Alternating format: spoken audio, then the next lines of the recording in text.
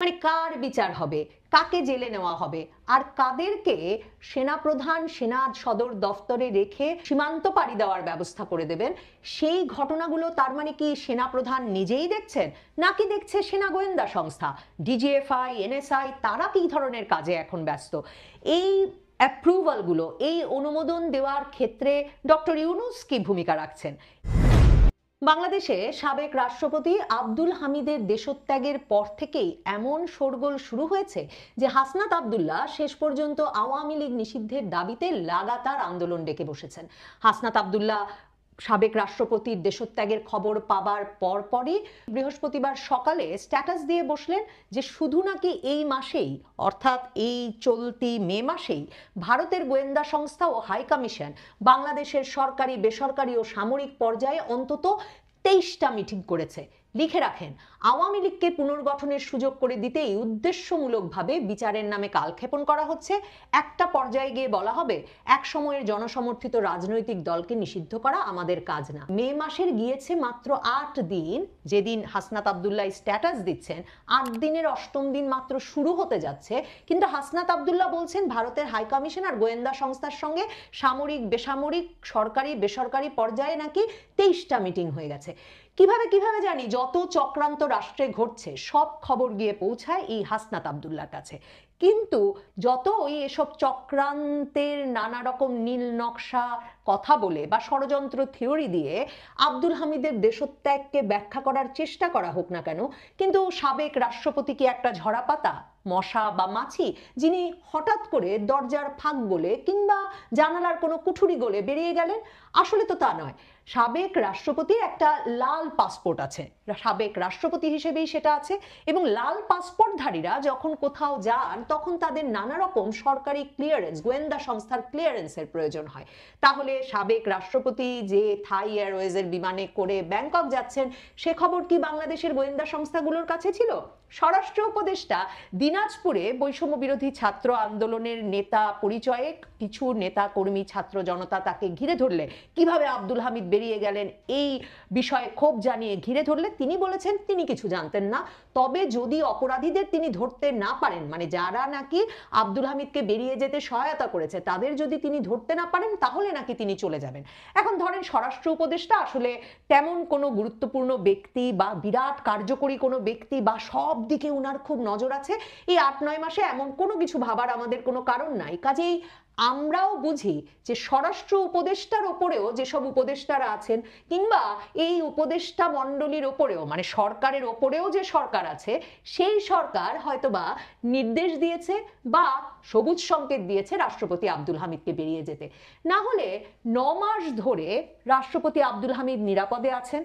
তার ছেলে তার আসনে কিশোরগঞ্জে উপনির্বাচন করে এমপি নির্বাচিত হয়েছিলেন, তার মানে ছেলে, যেই ছেলে এবং শ্যালক সহ তিনি বেরিয়েছেন, তার মধ্যে তার ছেলেটিও আওয়ামী লীগের সাবেক এমপি।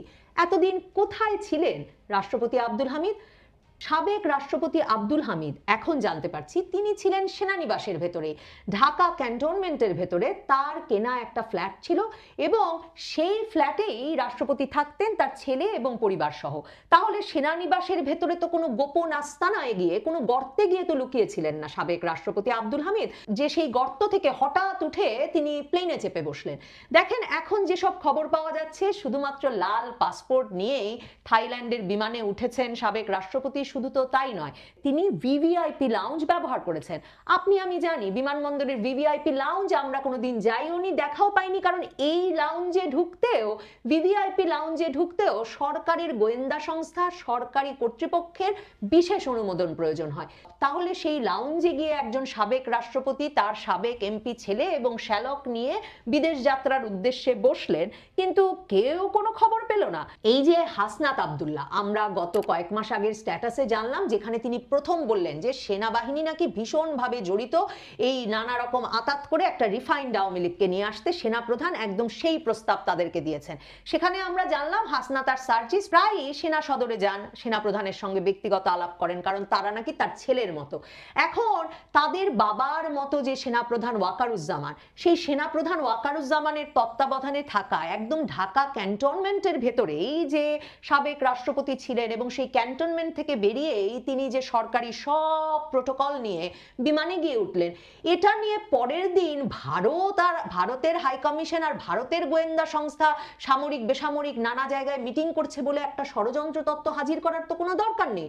প্রথম থেকে কি হচ্ছে দেখুন, সাবেক প্রধানমন্ত্রী শেখ হাসিনা তিনি যে 5ই আগস্ট ভারতে গেলেন, তিনি কিভাবে ভারতে গেলেন? তিনিও তো সম্পূর্ণ প্রোটোকল নিয়ে গেছেন। বাংলাদেশের সামরিক বাহিনীর হেলিকপ্টার, বাংলাদেশের সেনাপ্রধান ফোন করেছেন ভারতের সেনাপ্রধানকে, দুই দেশ সিদ্ধান্ত নিয়েছে যে বাংলাদেশের তৎকালীন প্রধানমন্ত্রী শেখ হাসিনা ভারত চলে যাবেন। সেই সিদ্ধান্তের প্রেক্ষিতে বাংলাদেশের সামরিক বাহিনীর বিমানে করে কিন্তু তিনি সীমান্ত পাড়ি দিয়েছেন। ঠিক যেমন সাবেক রাষ্ট্রপতি সকল প্রোটোকল নিয়ে থাই এয়ারওয়েজের বিমানে গিয়ে উঠেছেন, বিজনেস ক্লাসে উঠেছেন। কাজেই কোনো গর্ত থেকে বেরিয়ে মুখ লুকিয়ে কোনোভাবে সাঁতরে কাদা পার হয়ে সীমান্ত পাড়ি দিয়ে ফেলেছেন তিনি, এমনভাবে জিনিসটাকে বর্ণনা করার কোনো কারণ নেই। আর এই যে স্বরাষ্ট্র উপদেষ্টা দায়ী ব্যক্তিদের ধরবো বলার পর থেকে ইমিগ্রেশন অফিসার কিংবা কিশোরগঞ্জ জেলায় যে থানায় এই রাষ্ট্রপতির নামে, সাবেক রাষ্ট্রপতি আব্দুল হামিদের নামে হত্যা মামলা হয়েছে, সেই থানার তদন্তকারী কর্মকর্তা এদেরকে সাময়িক বরখাস্ত করা হচ্ছে, নানা রকম ব্যবস্থা নেওয়া হচ্ছে, আমরা সবাই বুঝতে পারছি এটা একটা ধামাচাপা দেওয়ার চেষ্টা। আমার মনে বরং প্রশ্ন, মানে এসব নাটকীয় স্ট্যাটাস হাসনাত আব্দুল্লাহ না দিয়ে, কারণ ধরুন ভারতীয় হাইকমিশন, ভারতের গোয়েন্দা সংস্থা সামরিক বেসামরিক বিভিন্ন পর্যায়ে 23টা বৈঠক করে ফেলেছে মাসের 8টা দিন যেতে না যেতে। অন্যদিকে ভারত পুশিন করছে সীমান্তের বিভিন্ন জায়গা দিয়ে, আর সরকারের উচ্চ প্রতিনিধি আমাদের জাতীয় নিরাপত্তা উপদেষ্টা তিনি বলছেন ভারতের সঙ্গে আলোচনার চ্যানেল তৈরি করার চেষ্টা হচ্ছে, মানে কোনো আলোচনার চ্যানেল আর অবশিষ্ট নাই ভারতের সঙ্গে। তো সেই রকম অবস্থা যখন সরকার বর্ণনা করে, সে সময় আবার হাসনাত আব্দুল্লাহ ষড়যন্ত্র তত্ত্ব হাজির করেন যে ভারত মাথা ধুইয়ে দিচ্ছে বলে এসব ঘটনা ঘটতে পারছে। সেগুলো আসলে যে কতটা বিশ্বাসযোগ্য কে জানে। বরং আমি প্রশ্ন তুলতে চাই, সেনাপ্রধানকে তালিকাটা কে দিচ্ছেন? মানে এই যে ধরুন সালমান এফ রহমান, আনিসুল হক, তাদেরকে নৌকায় তোলা হবে, লুঙ্গি পাঞ্জাবি পরানো হবে, দাড়ি ছেটে দেওয়া হবে, এমনভাবে ধরতে হবে যে তারা নৌকায় করে কোথাও পালিয়ে যাচ্ছিলেন, মানে এই যে সারা জাতিকে বিনোদন দিয়ে এই দুজনকে ধরতে হবে। বা ধরুন জুনায়েদ আহমেদ, সাবেক তথ্য প্রযুক্তি প্রতিমন্ত্রী জুনায়েদ আহমেদ পলক, তিনি বিমানবন্দরে গিয়ে উপস্থিত হলেই তাকে ধরতে হবে, কিংবা দীপুমণিকে বাসা থেকে ধরতে হবে, আসাদুজ্জামান নূরকে ধরতে হবে, মানে আমি মনে করতে পারছি না, মানে এ তো লম্বা তালিকা, মানে কাকে কাকে ধরবো আর কাকে কাকে ক্যান্টনমেন্টে রেখে সীমান্ত পাড়ি দেওয়ার ব্যবস্থা করে দেব কিংবা বিমানে ওঠার ব্যবস্থা করে দেব, এই তালিকাটা আসলে কোন দেশ থেকে কিভাবে আসছে? গত সেপ্টেম্বর থেকে সামাজিক যোগাযোগ মাধ্যমে বারবার এমন একটা আলাপ উঠছিল যে আওয়ামী লীগ পুনর্গঠনের জন্য সহসভাপতি হিসেবে দায়িত্ব নেবেন বর্ষিয়ান রাজনীতিক নেতা, 6 দশকের বেশি ধরে তার এই বর্ণাঢ্য ক্যারিয়ার, আব্দুল হামিদ, সাবেক রাষ্ট্রপতি আব্দুল হামিদ, এবং দলের সাধারণ সম্পাদক হিসেবে দায়িত্ব নেবেন সেলিনা হায়াত আরভি।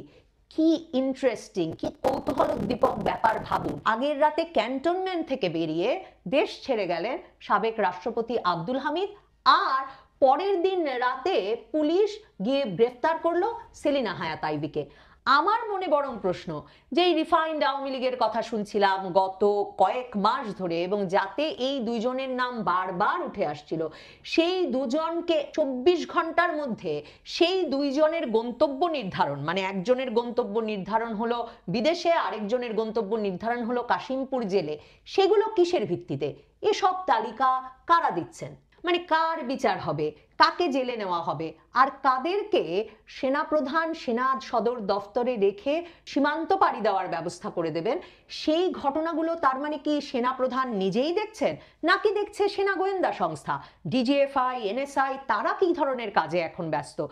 এই অ্যাপ্রুভালগুলো, এই অনুমোদন দেওয়ার ক্ষেত্রে ডক্টর ইউনূস কি ভূমিকা রাখছেন? এই প্রশ্নগুলো আমার মনে জাগে। আমি জানি না আপনাদের মনে জাগে কিনা, নিশ্চয়ই আপনাদের মনে জাগে, কারণ সন্দেহ করবার তো যথেষ্ট কারণ আছে যে এমন একটি ঘটনা ঘটে যাওয়ার পরেও এই হাসনাত আব্দুল্লাহরা কেন সরাসরি বলেন না যে এই ঘটনা সেনাপ্রধান ঘটতে দিয়েছেন, বরং হঠাৎ করে আসিফ নজরুলকে দোষ দেন। স্বরাষ্ট্র উপদেষ্টা বরং যেমন বলেন তিনি কিচ্ছু জানতেন না, আসিফ নজরুলও স্ট্যাটাস দিয়ে বলেছেন তিনি আইন উপদেষ্টা, তার অধীনে বিমানবন্দর দিয়ে কে আসা যাওয়া করবে সেই বিষয়টি না, কাজেই তিনিও জানেন না। ডক্টর ইউনূস কি জানেন? ডক্টর ইউনূস কি জানতে চেয়েছেন সেনাপ্রধানের কাছ থেকে যে কি তালিকার ভিত্তিতে কিভাবে তিনি ঠিক করছেন কাকে তিনি বিদেশ পাঠাবেন আর কাকে তিনি বিচারের মুখোমুখি করবেন, নাকি ডক্টর ইউনূস আর সেনাপ্রধান মিলে এই সিদ্ধান্তগুলো নিচ্ছেন? আর হাসনাত আব্দুল্লাহ এত রহস্য করছেন কেন? উনার কাছে যারা খবর দিয়েছেন যে ভারতের গোয়েন্দা সংস্থা হাই কমিশন নাকি সামরিক বেসামরিক বিভিন্ন কর্তৃপক্ষের সাথে ক্রমাগত বৈঠক করে যাচ্ছেন, উনি আমাদের জানাচ্ছেন না কেন তাদের কি নির্দেশনা? আর সেই নির্দেশনা যদি এত বড় ভারত বিরোধী সরকার ডক্টর ইউনূস সরকার মেনেই চলে, তাহলে নিয়োগকর্তা হাসনাত আব্দুল্লাহরা এই ডক্টর ইউনূসকে ক্ষমতায় বসিয়ে রেখেছেন কেন? এই সমাধান তো আওয়ামী লীগকে নিষিদ্ধ করে হবে না। আওয়ামী লীগ নিষিদ্ধ হলেই কি আওয়ামী লীগের কোনো নেতার এই সীমান্ত পাড়ি দেওয়ার ব্যবস্থা হয়ে যাওয়া বন্ধ হয়ে যাবে? বরং হাসনাত আব্দুল্লাহরা জোরদার কণ্ঠে কেন স্বরাষ্ট্র উপদেষ্টার পদত্যাগ চাইছেন না, প্রধান উপদেষ্টার কাছে জবাবদিহি চাইছেন না, কিংবা আবারও ওয়াকার না হাসনাত হাসনাত হাসনাত এই